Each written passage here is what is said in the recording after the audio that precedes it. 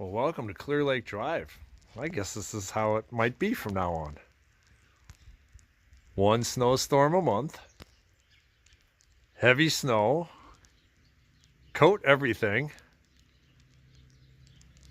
2 days of sunshine, 3 days of cold, and then it's back into the 50s and almost 60 again for half a week. I guess I could live with that. It's really coming down today. Looks nice.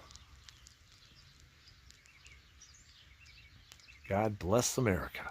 You bet.